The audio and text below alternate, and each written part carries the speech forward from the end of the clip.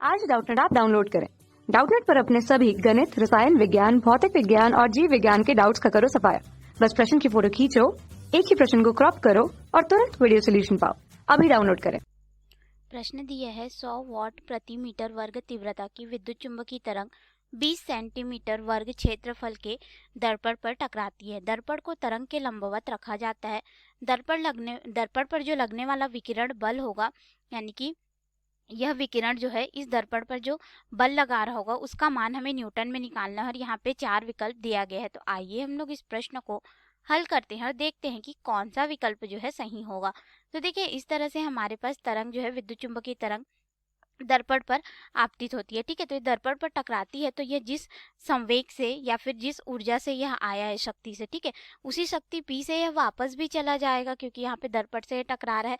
तो हमारे पास यहाँ पे कुल संवेग में अगर परिवर्तन देखें तो ये 2P हो जाएगा और हमें यहाँ पे बल का मान निकालना है। तो बल हमारे पास क्या हो जाता है, संवेग में परिवर्तन की दर हमें बल को दर्शाता है। ठीक है, अब यहाँ पे संवेग में परिवर्तन की दर हमें बल को दर्शा रहा है। तो देखिए, हम लोग यहाँ से क्या कर सकते हैं, इसकी ऊर्जा का मान निकाल सकते हैं। तो हमें यहाँ पे विद्युत चुंबकीय तरंग के लिए जो विकिरण का मान है वह दिया गया है। तो इसको हम लोग किस तरह से हल कर सकते हैं, देखिए, जो विकिरण का मान दिया गया है उसको अगर हम लोग क्षेत्रफल के साथ गुणा कर दें तो हमें यहाँ पे जो है संवेग में परिवर्तन प्राप्त हो जाएगा, जो कि 2P के बराबर हमारे पास होगा।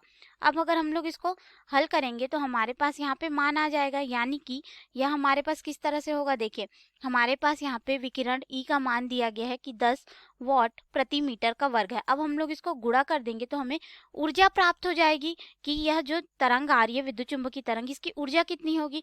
तो यहाँ पे हो जाएगा 10 गुणित, यहाँ पे हम लोग क्षेत्रफल का गुणा करेंगे तो क्षेत्रफल हमारे पास 20 सेंटीमीटर का वर्ग है। ठीक है, तो हम लोग इसको मीटर में परिवर्तित करेंगे तो यह हो जाएगा 20 गुणित 10 की घात ऋण 4। देखो, 10 की घात ऋण 2 होगा, उसका हम लोग वर्ग करेंगे क्योंकि ये मान हमारा किस में आएगा, मीटर के वर्ग में आना चाहिए, इसलिए तो हम लोग इसको मीटर के वर्ग में परिवर्तित किए। तो हमारे पास यहाँ पे ऊर्जा का मान जो है कुछ इस तरह से आ जाएगा।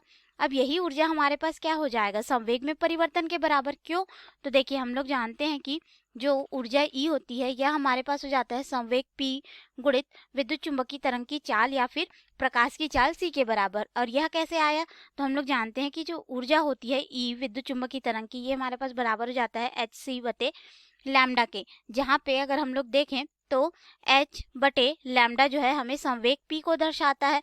तो ये हमारे पास इस तरह से आ गया मान, तो इसके बराबर होता है। तो हम लोग ये देखेंगे कि यह संवेग में परिवर्तन के बराबर हमें प्राप्त हो रहा है। तो हमें संवेग का जो मान है वह चाहिए। ठीक है, तो वह हमारे पास संवेग में परिवर्तन जो होगा वह हमें बल को दर्शा देगा, यानी कि हम लोग C को इधर पक्षांतर कर देंगे, अर्थात हमारे पास यहाँ पे मान क्या हो जाएगा, संवेग P बराबर हो जाएगा ऊर्जा E बटे यहाँ पे प्रकाश की चाल C हो जाएगा।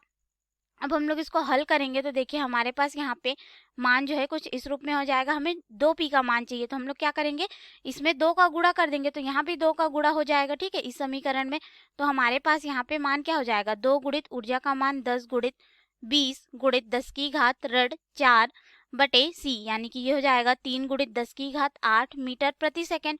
अब इसको हल करेंगे, देखिए 10 की घात 8 है, धनात्मक 8 है, ऊपर जाएगा तो ऋणात्मक 8 होगा, इसके साथ में जुड़ेगा 10 की घात ऋण 12 हो जाएगा। अब ये ऋण 12 होगा तो देखिए हम लोग इसको गुणा कर देते हैं, तो 10 का यहाँ पे गुणा होगा 20 से तो ये 200 हो जाएगा, 200 को गुणा 2 से करेंगे तो 400, यानी कि ये हो जाएगा 4 गुणित 10 की घात 2 गुणित 10 की घात ऋण 12 बटे 3। अब हम लोग इसको हल करेंगे तो हमारे पास यहाँ पे 2P हमें जो है बल के मान को दर्शा रहा है। ठीक है, तो ये हमारे पास क्या हो जाएगा, अगर मान देखेंगे तो 4 गुणित 10 की घात ऋण 10 बटे यहाँ पे हो जाएगा 3।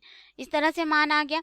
अब हम लोग 4 को जो है 3 से भाग दे देंगे तो हमारे पास यहाँ पे बल F बराबर, क्योंकि संवेग में जो परिवर्तन आ रहा था हमारे पास, ठीक है, जो कि 2P के बराबर था, वह बल के बराबर हो जाएगा, यानी कि ये हमारे पास हो जाएगा मान जो है 1.33 गुणित 10 की घात ऋण 10 न्यूटन हमें प्राप्त होगा। अब इसके अनुसार हम लोग अपने विकल्प में आएंगे और देखेंगे कि कौन सा विकल्प जो है सही होगा। तो यहाँ पे विकल्प ए दिया है 6.6 गुणित 10 की घात ऋण 11 न्यूटन, तो ये तो गलत हो जाएगा। बी 1.3 गुणित 10 की घात ऋण 11 न्यूटन, ये भी गलत है।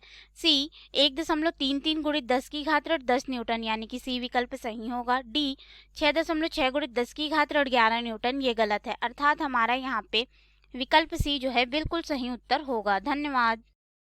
कक्षा 6वीं से 12वीं से लेकर नीट, IIT, JEE वो एडवांस के लेवल तक 1 करोड़ से ज्यादा छात्रों का भरोसा।